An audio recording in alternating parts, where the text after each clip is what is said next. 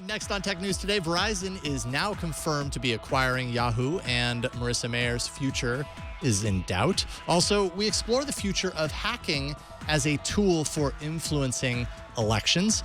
Plus, the unconfirmed Apple car known as Titan gets a big-time leader in Bob Mansfield. Twitter's new ad campaign touts the company as the best place to see what's happening in the world right now. And tech bros in Silicon Valley might be microdosing LSD to be more creative in their jobs, but not us. Oh no, not us. All that and more coming up next on Tech News Today.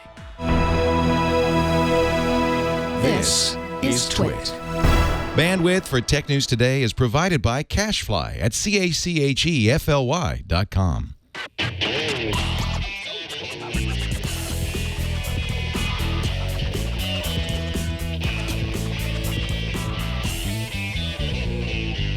This is Tech News Today, episode 1562, recorded Monday, July 25th, 2016. This episode of Tech News Today is brought to you by Rocket Mortgage by Quicken Loans. Rocket Mortgage brings the mortgage process into the 21st century with a fast, easy, and completely online process. Check out Rocket Mortgage today at quickenloans.com/TNT. Welcome to Tech News Today. This is a show where we talk about all the news that you need to know about technology with people who are passionate about technology. I am Megan Morrone. I'm Jason Howell. How's it going, Megan? It's good. You're back. I'm back. We're back together this time for good. Dun, dun, dun. I spent so much time in the car driving along, and I didn't even get to listen to podcasts while I was doing it. So, like 10 and a half hours in a car driving from point A to point B without any sort of podcast. I missed podcasting, so I'm happy to be back. It's sad. I mean, one day your children will sad. reach the age where you can all listen to podcasts together, and inappropriate things might be said, and you'll all giggle, and we'll just you have to look forward to. Or that they'll all want to listen to Tech News with us sure. as a family. It'll be. I'm sure they will.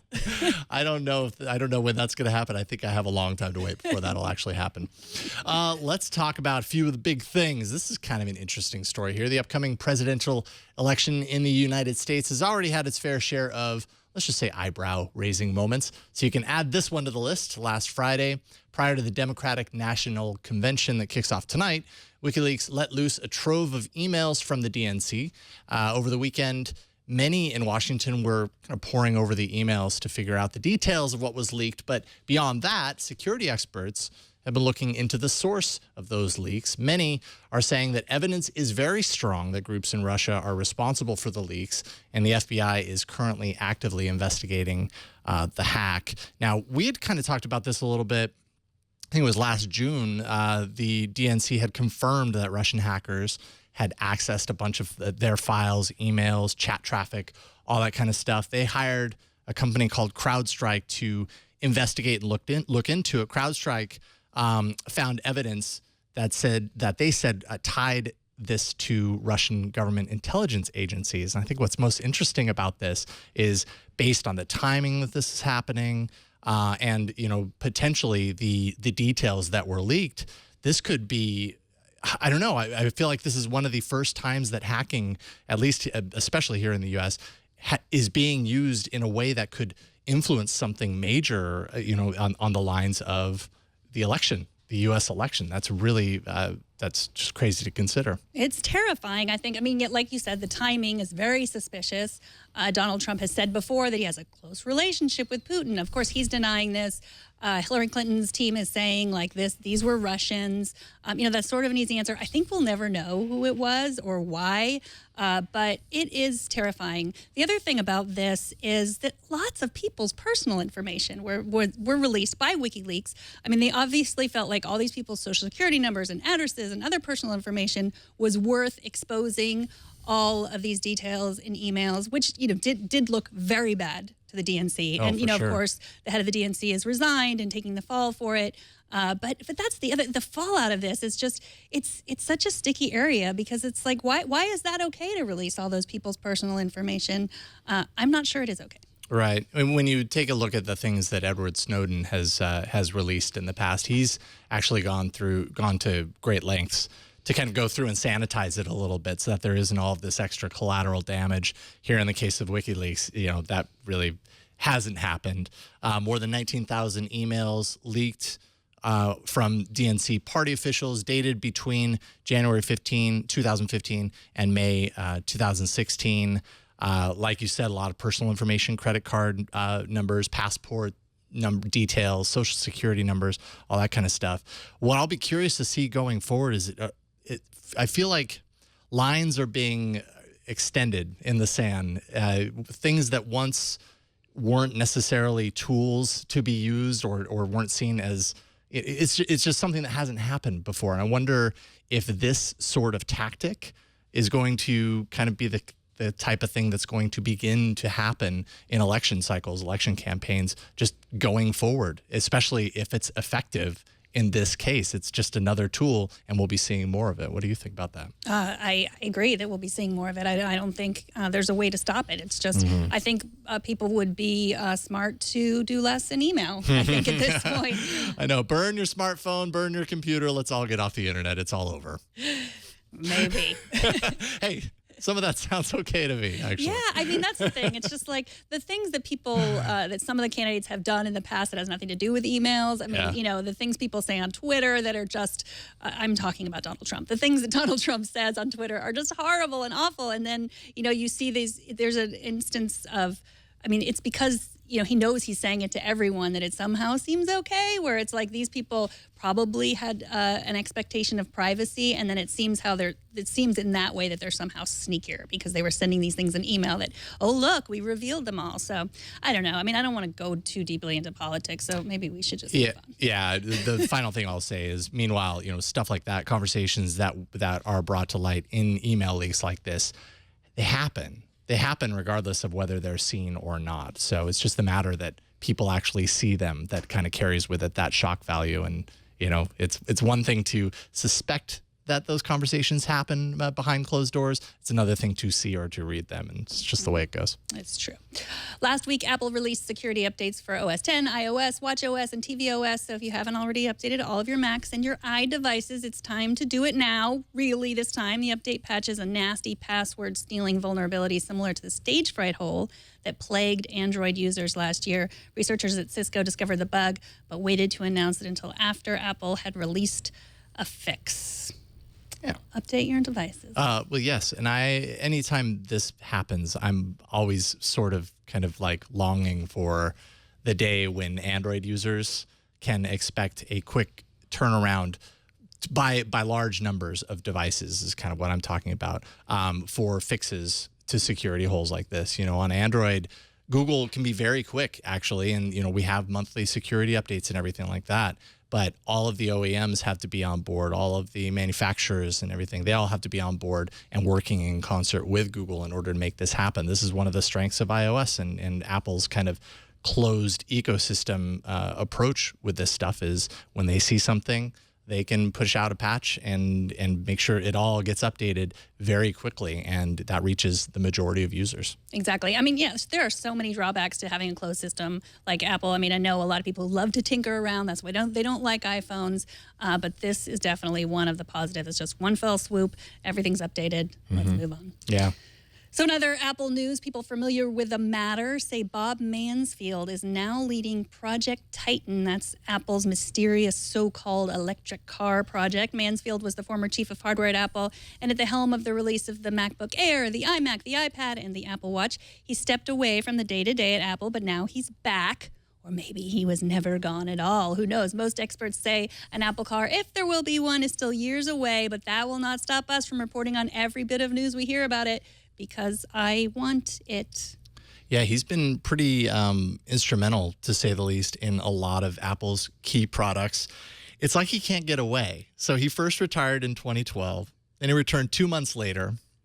And by the way, when he retired in 2012, he got the total, like, you know, Cook memo that was like, oh, well, we really wish him the best, and we hope he enjoys every single day of retirement while he's gone. 2 months later, returns, reporting to Cook to work on other projects. He then stepped down from his day-to-day role back in 2013 after, at that point, 14 years. And then it turns out, actually, maybe not. So I don't know. I don't know if he really wants to work at Apple. They just keep dangling the right carrot in front of him. Yeah, it's a Godfather situation. They keep bringing me back in. Exactly. And I mean, the Apple car would be quite the product. Exactly. They keep pulling. Apple keeps pulling them back in. Yeah, I don't know. The Apple car Titan, whenever it would release, if it ever releases, would be the right product for someone who has such strong hardware background as he does. Yeah, I think the Apple car will come in like many Apple products come in after everyone else has perfected it, and they'll jump in with something just slightly more well-designed, perhaps in pink, and then, that'll be the end of it. But, we don't know how autonomous will be. It'll be electric. We know that.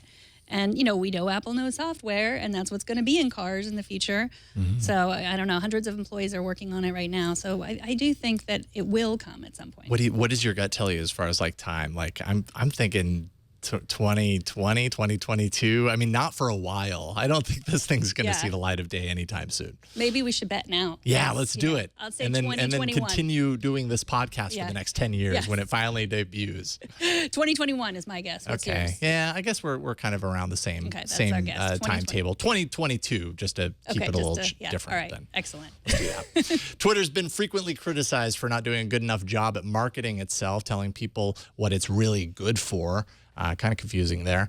So they've announced a new marketing campaign aimed at addressing what it really is. Twitter points out the fact that the Twitter brand is recognizable, no doubt about it. They put that number at around 90% of people worldwide who know about the company, who recognize the brand name.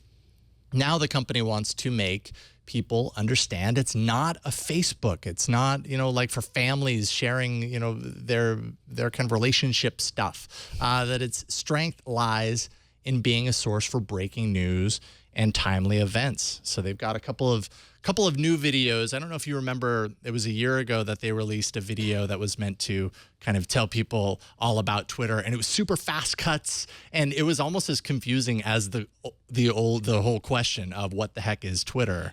Really confusing. I think these videos do a better job of it. What do you think?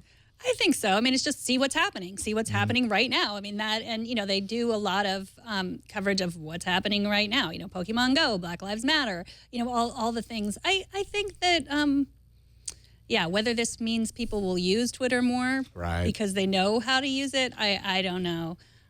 But yeah, I mean, that's how I use it. I use it to find out what's happening right now. But I also do post personal stuff. Sometimes I'll post personal pictures. I think it's also, I love following comedians. I think that, I love to be amused. I like to be amused in between the finding out what's happening right now. Right. But I think that is the strength of Twitter. And that's what I've grown to really love about Twitter, especially, I mean, I would say even more so in the last month or two, as it's been used more and more as this kind of like tool, this window into these major events that are happening right now. I think when they say in the video, see what's happening in the world right now, it's a perfect summation of what I've really enjoyed about Twitter lately as a service, as a utility, let's say, versus something like Facebook that has a very different use in my life, and Snapchat, which I used while I was away, by the way. I noticed you became my Snapchat friend. I was doing some things. I was snapping, as they say. So I don't know, is that going to actually translate into more subscribers? I mean, that's the ultimate goal, and last year's marketing campaign definitely did not do that. So hopefully they can kind of turn things around. I think also what's going to really help this is their live video platform, the side-by-side with the sports and all that kind of stuff. That's going to pull new eyeballs into it, and also make people realize that Twitter doesn't have to be about getting on and sharing things. That's probably very beneficial and valuable to Twitter, but it's also, in their research, one of the things that people that weren't using the service felt like they were expected to do was to, tweet every single day. And that's not necessarily how you have to use Twitter. It can be a feed of things that are happening, and you just kind of glance into it. Yeah, I memean, that see what's happening now goes along with that. You can watch something live. Like, that's their future.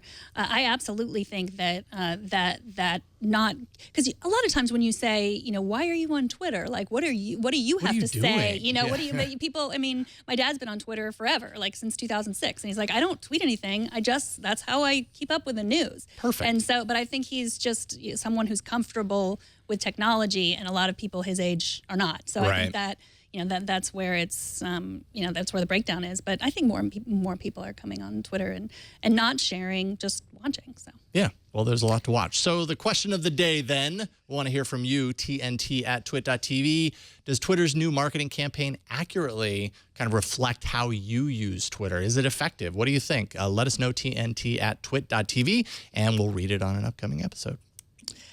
Nintendo, Niantic, Pokemon Company, it turns out some investors did not know the difference. And today, Bloomberg reports that shares of Nintendo have plummeted after the company put out a statement regarding the limited bottom line impact of Pokemon Go on Nintendo. The company only has a 13% stake in Pokemon Go.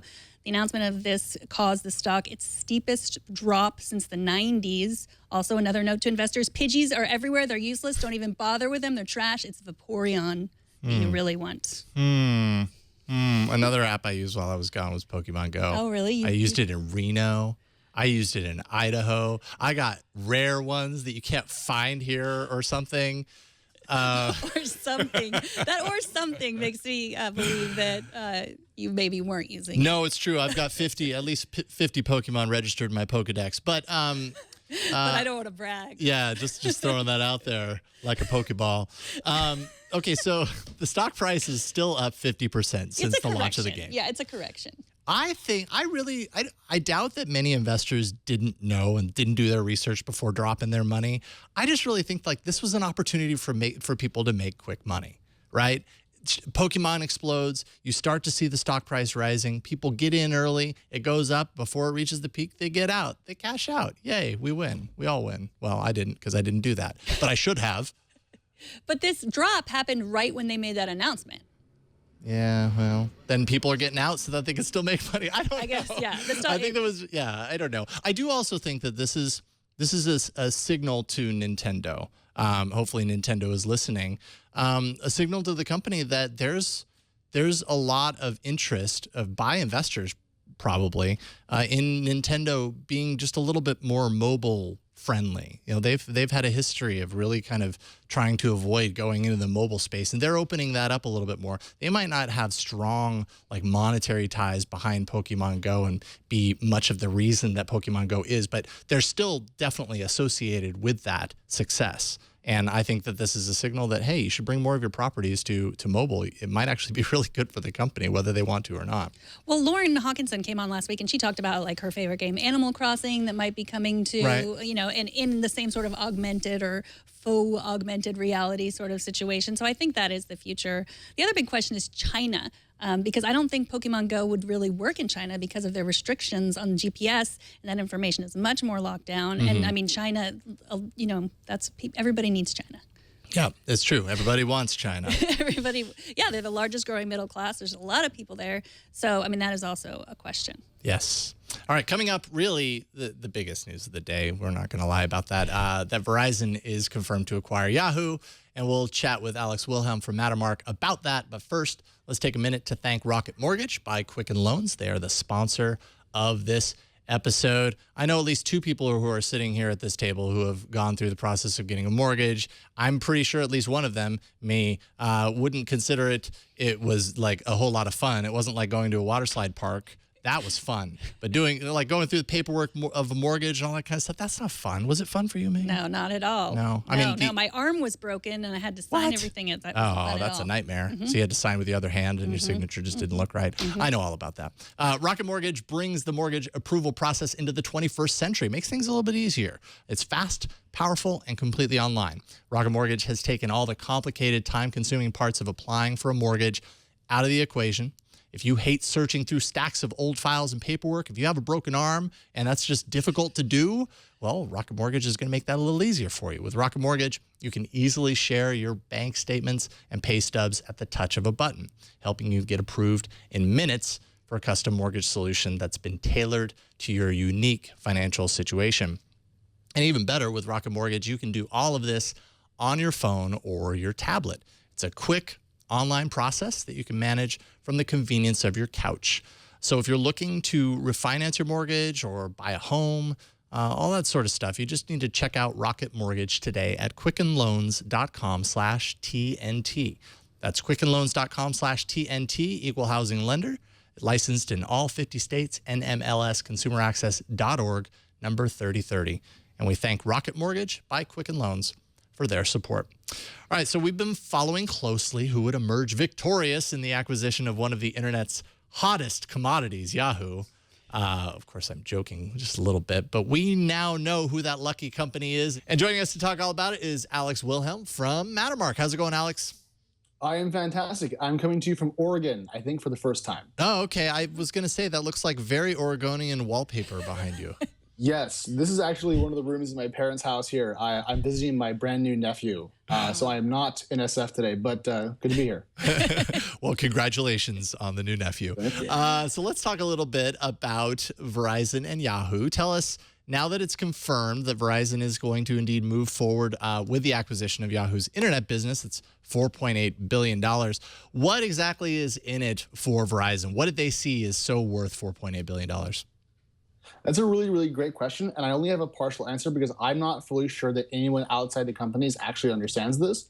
But Yahoo brings a whole bunch of ad inventory to it, and when Verizon bought AOL, the discussion among the outsiders, such as me and yourself, was that they were going to make a push on programmatic ad buying. And so you want to have a lot of inventory to do that, and Yahoo brings tons of it. So if you spend $4.4 billion on tech with the AOL purchase, you spend $4.8 billion on Yahoo to have the volume. It's an interesting play. The question is, how well will the two properties work together internally, and if they can really leverage the new assets in kind of combination? Is the Yahoo brand going to continue, or is Verizon just going to fold all this stuff into their Verizon brand? I mean, Yahoo as a brand is very recognizable, so I'd be surprised if it went away entirely. Yeah, to my understanding, they're not going to do away with the brand for the sold entity, but what remains as Yahoo currently will not be branded as Yahoo itself, because that would be very confusing. So Verizon is buying essentially the operational assets of Yahoo, which is the business that we all understand as the company itself, but they're not buying the equity on Alibaba and some other stakes. So that bit, the holding company, well, it won't be called Yahoo, but the actual Yahoo properties that you and I both know should remain Yahoo branded, because why would they give up a brand worth tons and tons of money when it's already extant? So that's going to be the way it works out. So you mentioned the Alibaba. They first tried to spin that out. Remind us why that didn't work. Yeah, if you go back to the analysis of Abaco Holdings, the original idea was to keep Yahoo proper where it is, because the ticker symbol is Yahoo, so pretty common thing there, and spin out the Alibaba equity post Alibaba IPO as a way to reduce the tax bill on the sale of that equity itself. And if I recall the rumors correctly, the idea was that Yahoo would spin out its equity in Alibaba as part of Abaco Holdings, attach to it a very small part of its operational business. We could call it a separate company. And then that would allow Alibaba proper to purchase that equity and not incur a large tax penalty on either side. The U.S. government was like, we're not really so sure about that, because it would have been a huge tax savings on the part of Yahoo to do that, and the U.S. government wants its piece. So they're doing that kind of in reverse. Instead of spinning off the Alibaba equity, they're spinning off Yahoo's operational business through this sale.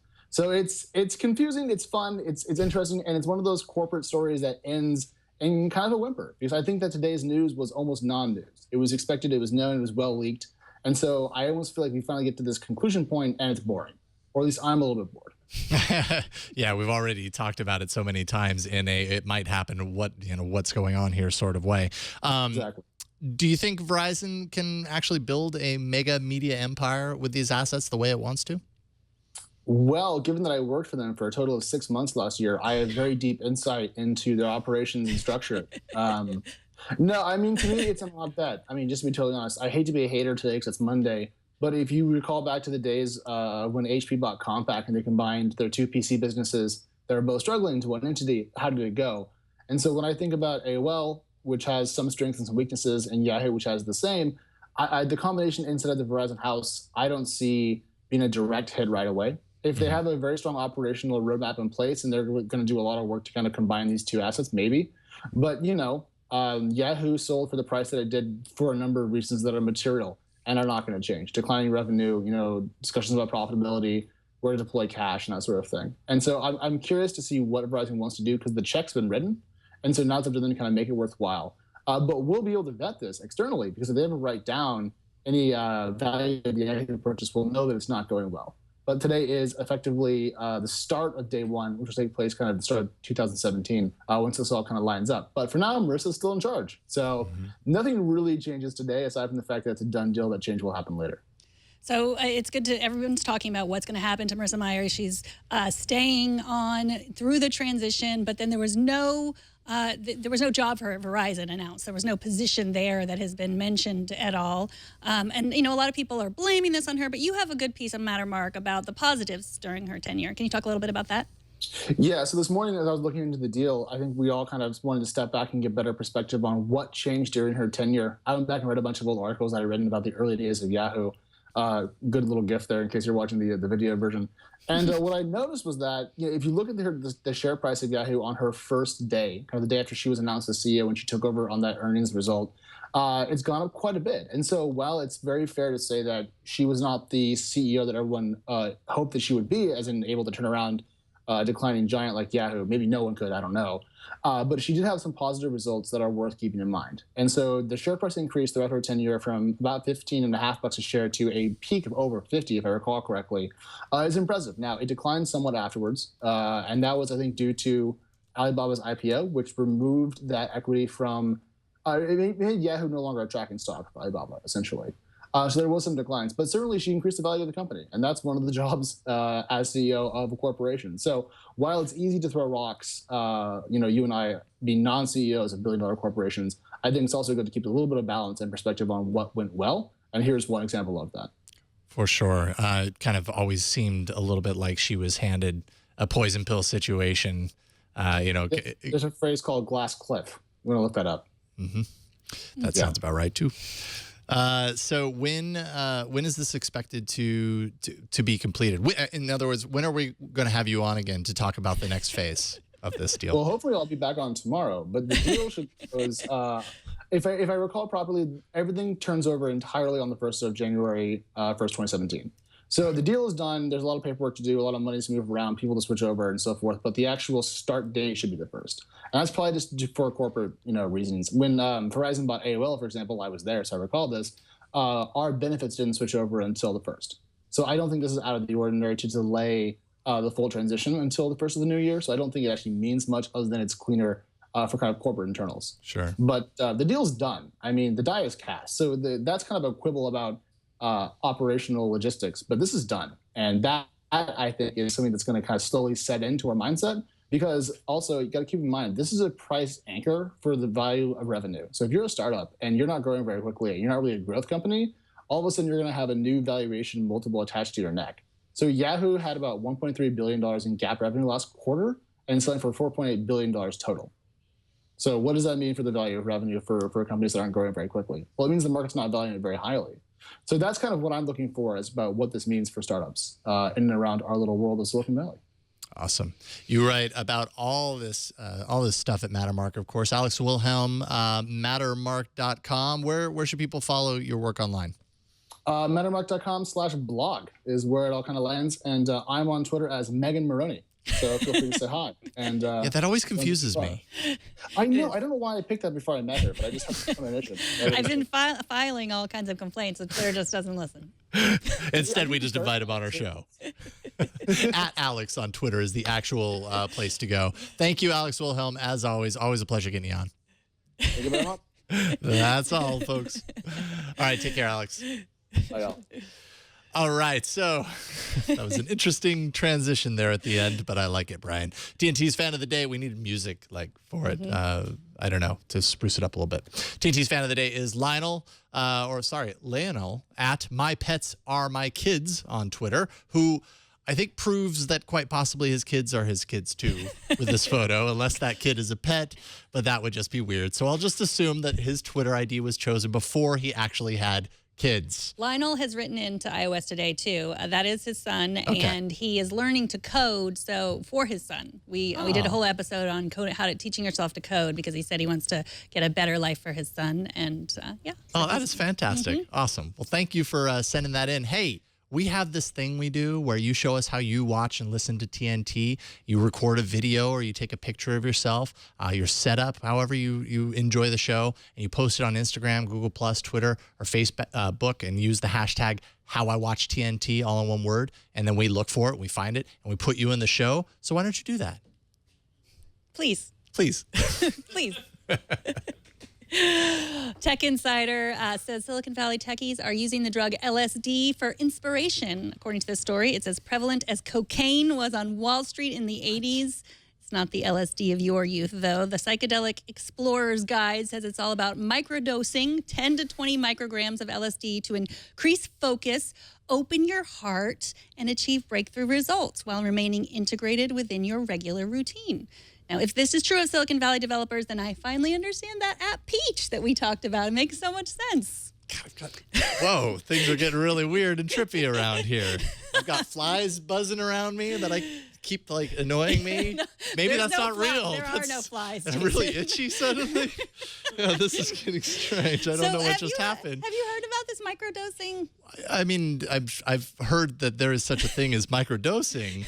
I didn't know that it happened down in Silicon Valley. Like, I can't imagine coming into work on that I've never done before. Okay, so the Reply All podcast from Gimlet Media, Let's Do It. They did a whole study where 2 of the podcasters actually tried microdosing, and they got. I mean, I guess they were more inspired, but they also got super paranoid and increased their anxiety. And I just wonder if this is true, like how prevalent this really is. Yeah, I mean, there isn't a whole lot of. I mean, it seems like it's the article is written on anecdotal evidence of this totally happens. Written on LSD. Possibly so.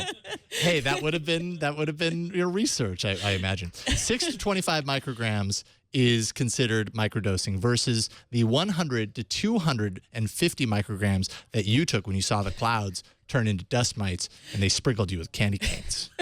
It's a dangerous finger you're pointing at me.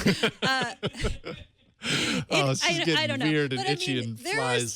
There are some really crazy things that come out of Silicon Valley. Some so super weird ideas that the rest of us are just like, what were you thinking? And maybe this explains it all. I mean, honestly, I could totally see this being the case in some places because, Silicon Valley, especially lately, but definitely for quite a while has been all about, see, we're not the normal workplace. Mm-hmm. We're really, we do these cool things like ball pits and, whatever random things that you don't normally find in your job. 99.9% of people don't find in their job. So, going into work to find inspiration, get away from me, fly. Going into work to find inspiration through microdosing LSD, I suppose I could see it. Are we done? I think we're done. All Hopefully right. not in more ways than That one. is it. We're All done right, with this show today. Woof. It's good to be back. TNT records live every Monday through Friday at 4 p.m. Pacific, 7 p.m. Eastern, 11 p.m. UTC at twit.tv/live. You can be a part of the show by emailing us at tnt@twit.tv, or you can leave us a short voicemail at 260-TNT show, and you can find us on Twitter. We're at Tech News Today TV. You can find all the ways to subscribe to our show at twit.tv/TNT. And if you want to find me on Twitter, I am not at Alex. I am at Megan Morrone. That's right. That's where you'll find Megan. You'll find Alex at Alex. And I'm at Jason Howell on Twitter. Thanks to our technical director, Brian Burnett, actually the Burnett brothers, for bringing us the words and the video. And thanks to you for talking tech with us today. We'll see y'all tomorrow. Bye, everyone.